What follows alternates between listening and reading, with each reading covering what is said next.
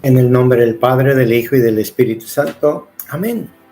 Continuamos con nuestra reflexión bíblica del libro del profeta Ezequiel, capítulo 42. No voy a leer el 42 y voy a leer el 43, el versículo 1.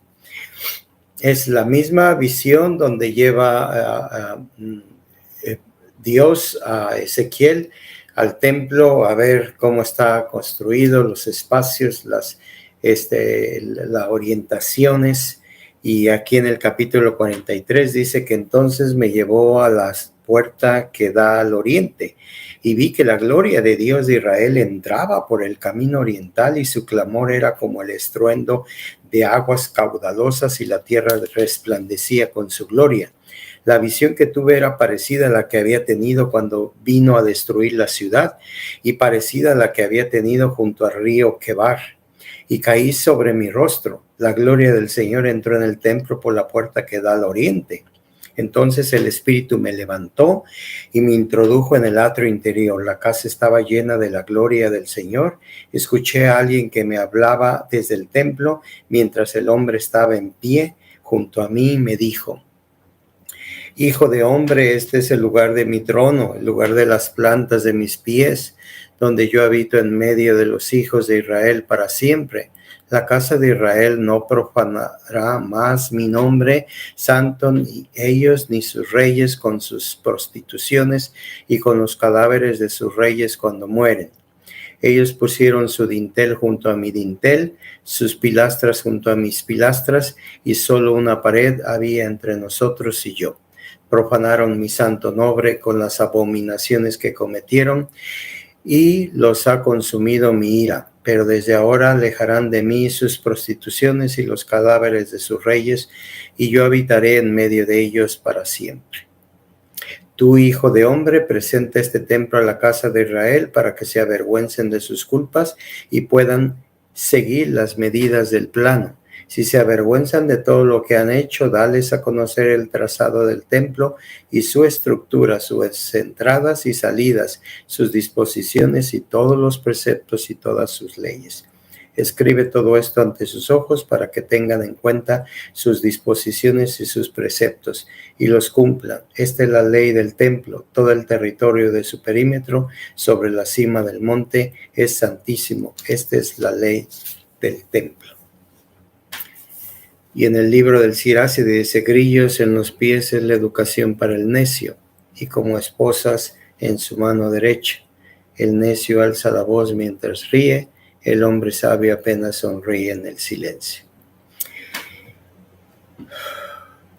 Grillos en los pies es la educación para el necio.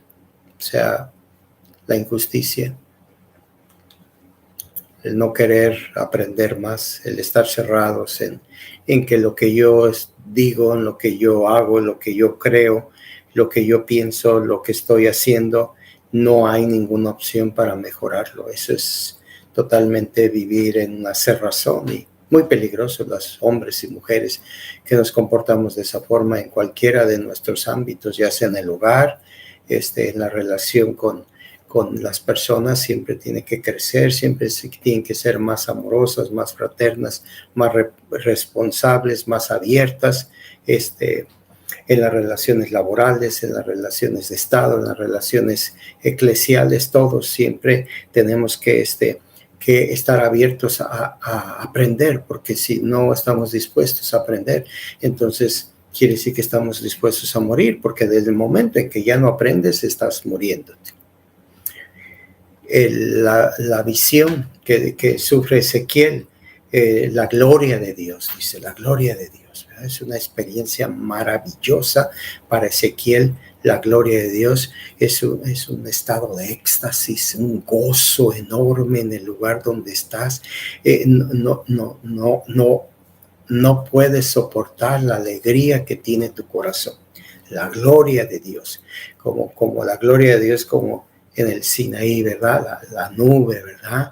Le hablaba Dios. Aquí le habla un hombre que no es otro hombre, que es Dios, ¿verdad?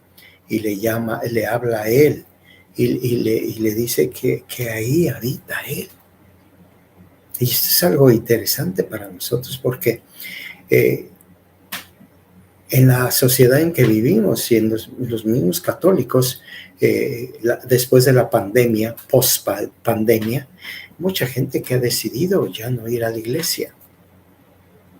Porque se argumenta siempre pues, que Dios está en todas partes, ¿verdad?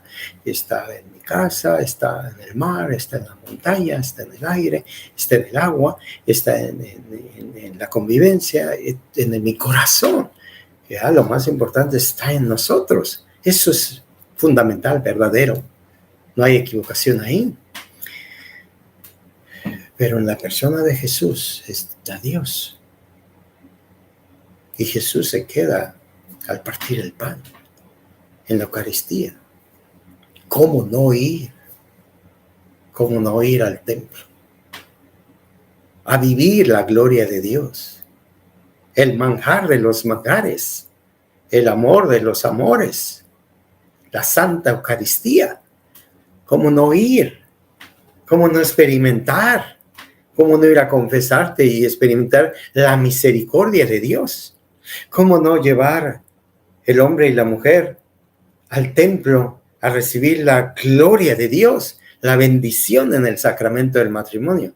¿Cómo no llevar a estos bebitos, estos niños al bautisterio, a que reciban la gloria de Dios, la relación firme, real, verdadera con el Dios Trino? ¿Cómo no llevarlos a la confirmación donde el Espíritu Santo se derrama en ellos? ¿Cómo no ir al templo a escuchar el fuego del Espíritu en los sacerdotes, en los obispos, en los diáconos? ¿Cómo no ir a las clases de preparación para escuchar la gloria de Dios, para escuchar a Dios? ¿Cómo limitarnos a ser tan mediocres de decir que yo encuentro a Dios en cualquier lugar? Sí, eso es verdadero. Pero en el lugar que Él te dice, yo estaré con ustedes todos los días hasta el fin del mundo. Es cierto que lo interpretas, vuelvo a lo mismo, en la palabra de Dios, en la caridad, en la compasión, en visitar a los enfermos, en visitar a los encarcelados, en consolar a los que están tristes, a los que lloran, en hacer justicia. Claro que sí, hermano. Pero en la vida espiritual, que al final de cuentas creer en Dios no es otra cosa que tener vida en Él. ¿Y cómo tengo vida en Él? Cuando Él vive en mí. ¿Y cómo vive en mí? Una de las formas es por medio de los sacramentos. La oración, la palabra de Dios y obviamente el amor, la caridad, lo que mencioné hace un momento. Pero es una consecuencia de la experiencia de la gloria de Dios. En la carta a Filemón, estamos ahora con Filemón, ¿verdad? Un discípulo de Pablo también, ¿verdad? Y le dice Filemón, en el capítulo 1, versículo 1, dice: Pablo, prisionero de Cristo Jesús, y Timoteo, el hermano Filemón, nuestro querido y amigo colaborador, a Apfia, la hermana, a Arquipo, nuestro compañero de armas, y a la iglesia que se reúne en tu casa. La gracia y la paz de Dios nuestro Padre y del Señor Jesucristo esté con todos ustedes. Nótese, la iglesia que se reúne en tu casa. Entonces, ¿y quién es la iglesia? La gloria de Dios. Dios se reúne en tu casa porque estás congregándote a hablar de Dios, porque ahí hacían la fracción del pan y se recibían a Jesucristo, la gloria de Dios. Luego en el versículo 8 dice: por ello, aún teniendo plena libertad en Cristo para mandarte lo que conviene, prefiero rogar en nombre de la caridad, y ese soy yo, Pablo, ya anciano y ahora además prisionero de Cristo Jesús, te ruego en favor de mi hijo Onésimo, a quien engendré entre cadenas, en otro tiempo inútil para ti, pero ahora útil para ti, para mí. A te lo devuelvo como si fuera mi corazón. Yo hubiera querido retenerlo para que me sirviera en tu lugar mientras estoy entre cadenas por el Evangelio. pero no he querido hacer nada sin tu consentimiento para que tu buena acción no sea forzada, sino voluntaria. Quizá por eso se alejó algún tiempo, para que ahora lo recuperes para siempre, no ya como siervo, sino más que siervo, como hermano muy amado, en primer lugar para mí, pero cuanto más para ti, no solo en lo humano, sino también en el Señor. ¿Qué fue lo que pasó con este hermano Onésimo? Pues resulta que era esclavo de Filemón. En los tiempos de la iglesia primitiva había esclavos. Las personas se compraban y vivían para el amo. Y había un tiempo, ¿verdad?, que después de un tiempo tenían que ser liberados. Y había esclavos que querían seguir con sus amos porque la relación llegaba a ser como hermanos.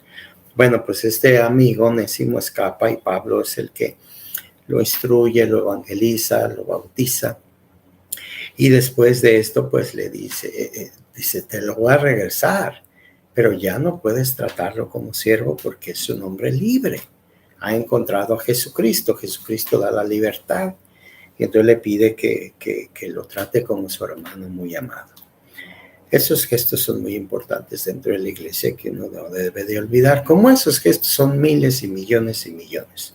Y no es para ponerse las manos y verse uno los mejores. No, simplemente nos dice a nosotros que la iglesia siempre ha estado consciente de los comportamientos sociales, y que cualquier comportamiento social, el Espíritu Santo, si es ajeno, si es en contra de la dignidad del ser humano, nos va a ayudar en la iglesia a promover esa libertad. Y esto es lo que sucede.